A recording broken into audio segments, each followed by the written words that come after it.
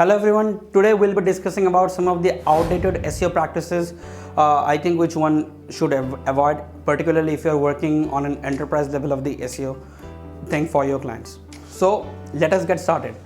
So the first outdated SEO practice is that forget about exact match keyword or one keyword pages, which means that since the introduction of Hummingbird or RankBrain algorithm, in fact these days Google is utilizing BERT, Smith and MUM. So the thing is, Google is totally focusing into the intent driven side of the technology, which means that just using an exact match keywords would not be helping you, because gone are the days where SEO experts can just use a single one liner or two word exact match keywords, because that can disrupt the entire intent, that can disrupt the content structure. Sometimes that might not even make a sense for your content. So this is a very high time where you can avoid this thing for your campaign. Rather, you can utilize or focus on long tail keywords. You can utilize on like focusing on topic clustering. We have a separate video on topic clustering, so you can read that. We will put the link in the description.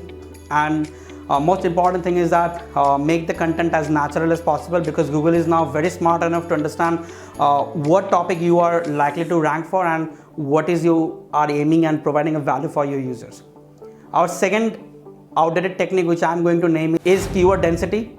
So the thing is, like 5 to 10 years back, SEO experts used to have a concept that the density of a keyword should be between 1.5 to 2.5%, or some even claims that this should be within 3% and etc, etc. Now the thing is, what exactly is keyword density? So basically, keyword density means the number of keywords divided by the total number of words on that page into 100, which means the percentage of keywords on a particular landing page. This is known as keyword density. But the thing is, this is now irrelevant, because the thing is, Google wants that you should just make your content as natural as possible. You can use your modified form of keywords, go with long tail keywords, go with semantic synonymous keywords.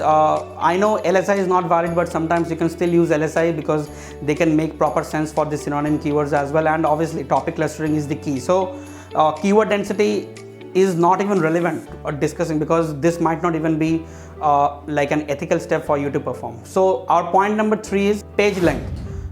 Even though it's true that your content should be should be a bit big. Now there is no definition of big. This can be 500 words, it can be 5,000 words, this can be 1200 words. But the main thing is that page length should be page length should be determined based on your requirement, on what you are conveying to the users. For instance, suppose you are optimizing a page for a small product on an e-commerce campaign. Now in that particular scenario, page length might not even be relevant, because if you put 1000 words of information for a particular product, no one is going to read, because users would just have a rush of just taking bullet points regarding the product, and they will just proceed to either the checkout cart or they will hit the back button. So you need to keep your content as precise, and this might not even make up to the 200 words of your landing page.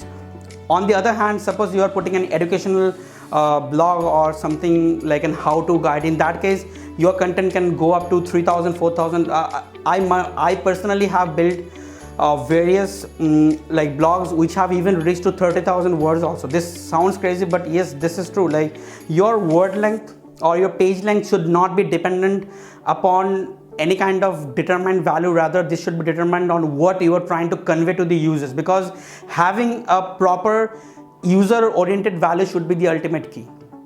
The next outdated SEO practice is PBN, or in short, private blogging network. Now the thing is, you can find various guest post providers or PBN providers from Fiverr or from Upwork for cheap rates, like $100 or $200. But the thing is, that is PBN safe? The answer is this cannot be, but it is better to avoid, because Google can really have a track back, and if they find that you are building an entire network of blogs from an expired domains and you are trying to create a link farm, then your campaign might be in a risk position. So it's better not to take a risk. Rather, you can utilize a healthy outreaching procedure. You can reach out to important prospects using a skyscraper technique. You can build healthy backlinks from authenticate sources that can give you a better benefit, rather than just trying out PBN, which is both expensive and both risky in nature.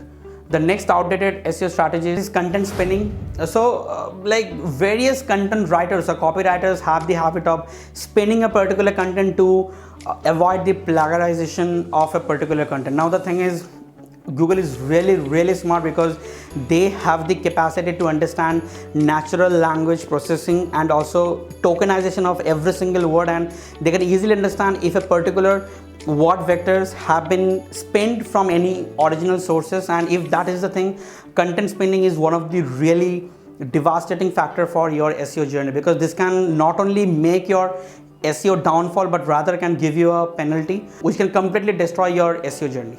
The next outdated SEO practice is EMD, also known as exact match domains.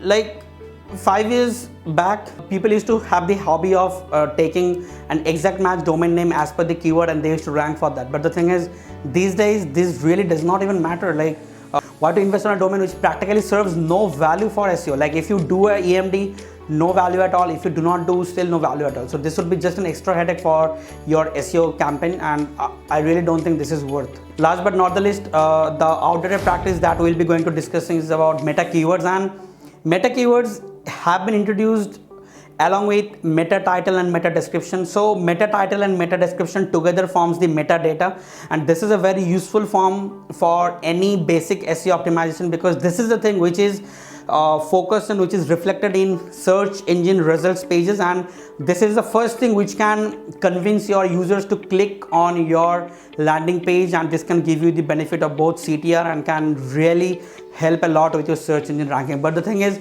meta keywords is vague, and that is something which Google have already obscured, and they are no longer taking this from 2007 onwards. Thanks for watching.